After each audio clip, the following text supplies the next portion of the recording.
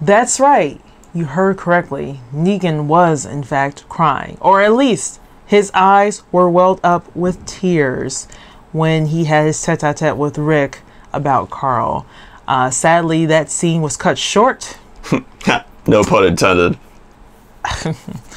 Unnecessarily so. I'm really disappointed that... See, this is where when comics goes wrong, right? Yeah. All right, so this scene where Rick cuts Negan's throat a little bit, like, one, how does... Rick's not a fucking surgeon. How does he know how to properly cut someone's throat where it won't kill them, right? Like, that's just stupid in and of itself. But also, it didn't make any sense for the conversation they were having. Rick's all teary-eyed and kind of crying, and Negan's all teary-eyed and about to cry, and they're having this moment, and it's like they should have just let it play out. Like, it didn't make any sense to do all that, and the moment would have been greater. Would have been greater had Negan, as you said, dropped his bat, or slowly dropped his bat or whatever, and then Maggie aims her gun at him, and then Rick steps in front like, no! And then he gives his whole speech, and then it could have actually had Michonne pull Maggie back a little bit, because obviously she doesn't want Rick to get shot. That would have been greater to me than this whole slicing the throat thing, and Sadiq running over with his magical med bag to treat a cut throat. Yeah, so here's the thing, like, I didn't like the way they did this scene, because it actually it took like the likability of both characters that they had built up and slashed it, if you will. I don't see how. Well, because for Negan. Well, for both of them, because with Negan, right, it was like Rick finally got through to him, and he like reacted and was like crying finally over Carl's death. Because every time you hear like Rick tell him over the microphone or the walkie-talkie and stuff, looks upset. He looks upset, but he never cries. It finally like got through right then, right? But then when he like, you know, gets his neck cut, he goes right back into like Negan dick mode and is like, that kid didn't know shit. Well, no, that's not. I don't agree with that assessment. I think that decreased the likability of the character a little bit. Well, whether or not Carl knew shit or anything, Rick basically lied about his intentions. And that's how Rick became less like, he lied again, just the way that he lied to those saviors that he slaughtered. It was more about Negan being upset about being, you know, having his throat slashed more than anything. I don't blame Negan for that, because he was double-crossed. And unnecessarily so. Like, he was outnumbered, outgunned. It was not necessary to do that at all.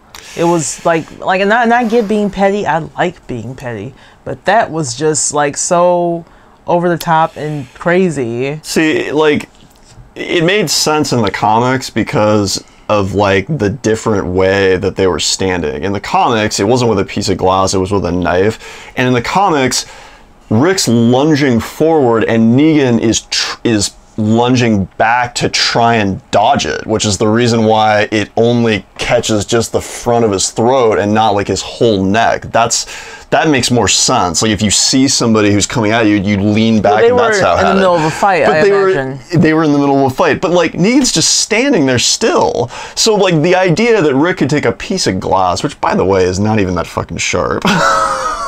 You ever cut yourself on a piece of glass? There's no way that it would do that to you if you like did that to somebody's neck. He like somehow has the perfect amount of pressure and the perfect length of his arm to make this perfect cut that doesn't kill Negan. I mean, that was just so fucking unrealistic. I mean, I just wish that... But also nonsensical. It didn't make sense based on like the conversation that they were having, and it made even less sense physics-wise. If he had sucker punched him, that would have made more sense, and still been unnecessary, but it would have made more sense. Yeah. So that was, you know, that was one of like the weaker moments of the episode. Well, that's what he could have did. He could have hit him and knocked him to the ground and said, "Let me save you." Like, Negan's always about saving people. Like, let me save you, because all his people showed up with guns. That would have been. That would have made more sense than, let me cut him with some glass randomly. Like, it just... Nah, I wasn't down with that. It was a great moment until that stupid piece of glass. I'm going to pretend that the glass didn't happen, and then Negan cut himself shaving really bad.